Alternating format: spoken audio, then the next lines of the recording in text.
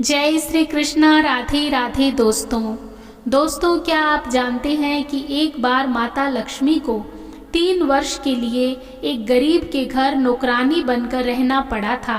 एक बार भगवान विष्णु शेष शैया पर बैठे विचार कर रहे थे कि उन्होंने बहुत समय से पृथ्वी का भ्रमण नहीं किया और ऐसा विचार कर वह शेष शैया से उठ खड़े हुए।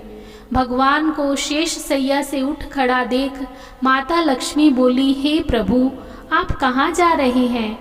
भगवान विष्णु बोले, हे देवी, बहुत समय से मैंने पृथ्वी का भ्रमण नहीं किया, इसलिए आज मैं पृथ्वी लोक पर जा रहा हूँ।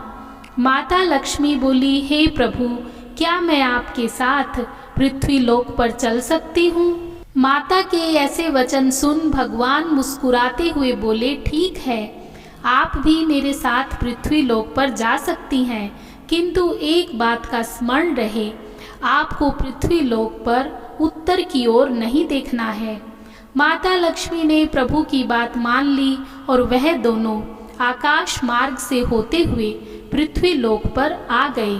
जब पृथ्वी लोक पर पहुँचे तो उस समय सूर्य उदय का समय था और पिछली रात को वर्षा होने के कारण पृथ्वी की सुंदरता अपनी चरम सीमा पर थी।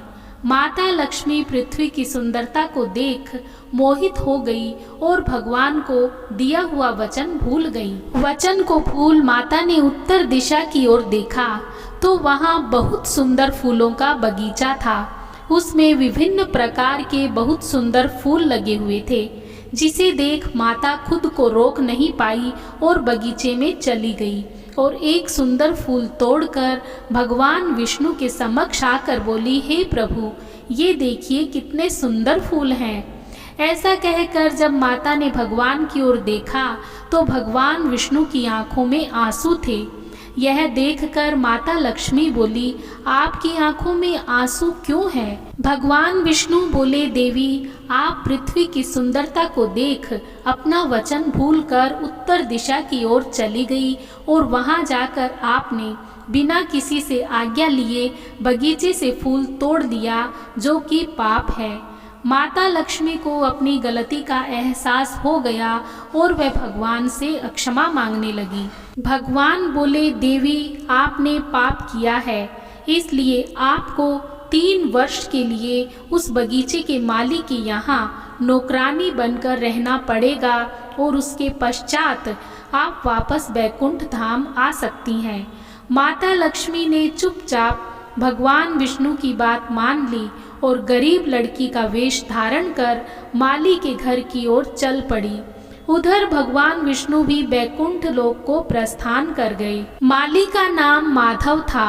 वह बहुत गरीब था और टूटी फूटी झोपड़ी में अपनी स्त्री, 3 बेटियों और 2 बेटों के साथ रहता था। गरीब होने के कारण उसका गुजारा बहुत मुश्किल से होता था और उसके पास धन कमाने का एकमात्र साधन वह छोटा सा बगीचा ही था, जिसमें वह दिन रात काम करता और फूलों को बेचकर अपने घर का गुजारा मुश्किल से कर पाता। माता लक्ष्मी गरीब लड़की के रूप में उस माली के पास पहुंची। माली बहुत अच्छा इंसान था और उस लड़की की ऐसी हालत देखकर बोला, बेटी, तुम कौन हो और यहाँ क्यों आई हो? तब माता लक्ष्मी गरीब लड़की के रूप में बोली, मैं बहुत गरीब हूँ, मेरा कोई अपना इस दुनिया में नहीं है और मेरे पास तो खाने के लिए खाना व रहने के लिए कोई स्थान भी नहीं है। कृपा आप मुझे अपने घर में आश्रय दे दीजिए, मैं वहाँ रहकर आपके घर का सारा काम भी कर दिया करूँगी। माली उस गरीब कन्या की बात सुनकर भावुक हो गया और बोला, बेटी, हमारे घर का गुजारा तो वैसे ही मुश्किल से चलता है।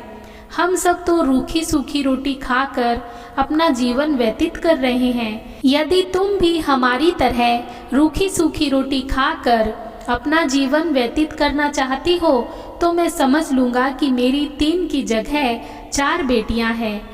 माता ने माली की बात मान ली और माली की झोपड़ी में प्रवेश कर गई। माली भी अपनी एक नई बेटी को पाकर बहुत प्रसन्न हो गया। माली का पूरा परिवार भी माता को अपने घर के सदस्य की तरह मानने लगा। माता घर का व बगीचे का काम माली संग करती। माली के घर माता के आने के पश्चात मानो माली की किस्मत ही पलट गई। उसकी आय दिन प्रतिदिन बढ़ती ही जा रही थी। सर्वप्रथम उसने एक गाय खरीद ली। उसके कुछ समय पश्चात उसने अपना घर भी पक्का बना लिया और धीरे धीरे काफ़ी ज़मीन भी खरीद ली।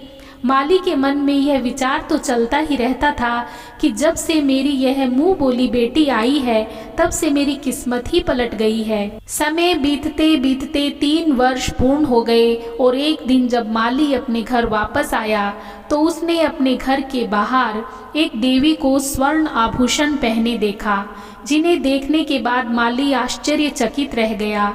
थोड़ा ध्यान से देखने के बाद उसने देखा यह तो उसकी मुंह बोली बेटी है।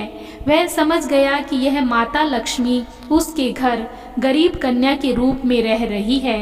यह सोच उसने अपने सारे परिवार को बाहर बुलाया और रोता हुआ माता के चरणों में गिर गया और बोला, हे माता, कृपा मुझ जैसे मूर्ख को अक्षमा कर दीजिए, जिसने अज्ञानतावश आप जैसी देवी से अपने घर के व बगीचे के सारे काम करवाए।